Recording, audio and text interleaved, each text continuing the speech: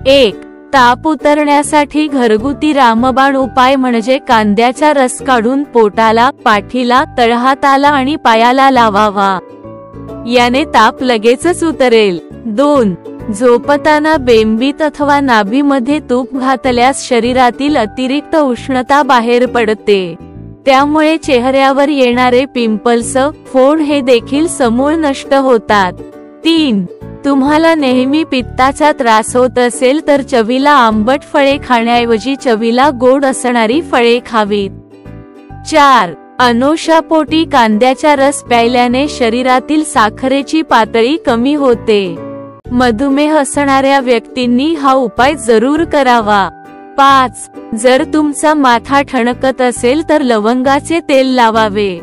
6. केसांमधील कोंडा दूर करण्यासाठी 1 ग्लास पाण्यात काही कडुलिंबाची पाने, अर्धा लिंबू सालासकट टाकून 2 चमचे तांदूळ टाकावे. साधारण 10 मिनिटे बारीक गॅसवर हे पाणी उकळून घ्या. यानंतर त्यात शॅम्पू टाकून केस धुवून घ्यावेत. यामुळे केसांत अजिबात कोंडा होणार नाही. 7. गुडघेदुखी, मुक्कामार व सांधेदुखीमुळे सूज आली असेल तर त्या सुजलेल्या जागी कांद्याचा रस लावा, सूज कमी होईल. 8. संध्याकाळी मुठभर खजूर खावेत, कधीही सांधेदुखीचा त्रास होणार नाही. 9. बऱ्याच लोकांना रात्री जेवणानंतर आईस्क्रीम खाण्याची सवय असते. परंतु रात्री आईस्क्रीम खाल्ल्याने फॅटचे व्यवस्थित पचन होत नाही.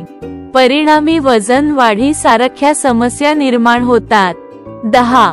रोज रात्री झोपण्यापूर्वी किमान अर्धा तास अगोदर 1 ग्लास कोमट पाणी प्यायल्याने आपल्या किडनीचे कार्य सुधारते.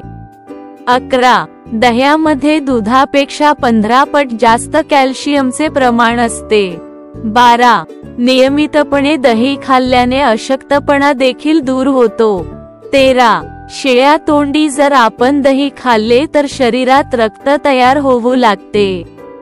14. तुम्ही रोज केस धुवत असाल तर ते लागलीच थांबवा, कारण त्याने केस कोरडे वृक्ष होतात.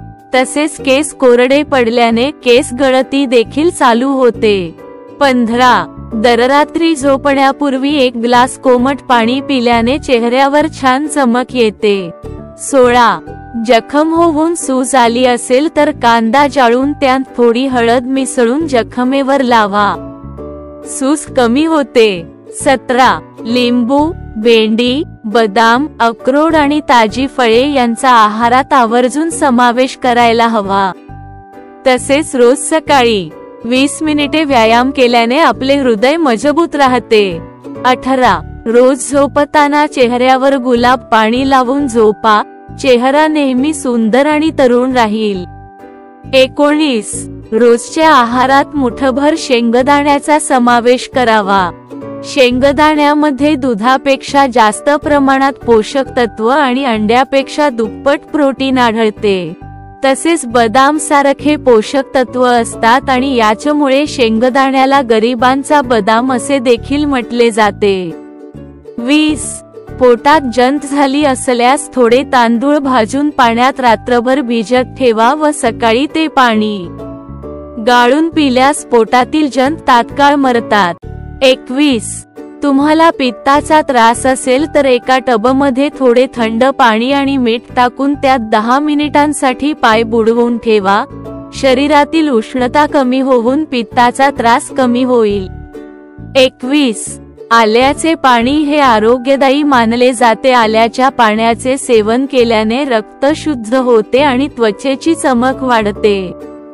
तसेच चेहऱ्यावरील पिंपल्स व कोणतेही स्किन प्रॉब्लेम दूर होतात. 23. तुम्हाला लवकर म्हातारे होऊ नये असं वाटत असल्यास रोजच्या आहारात आल्याचा समावेश करा.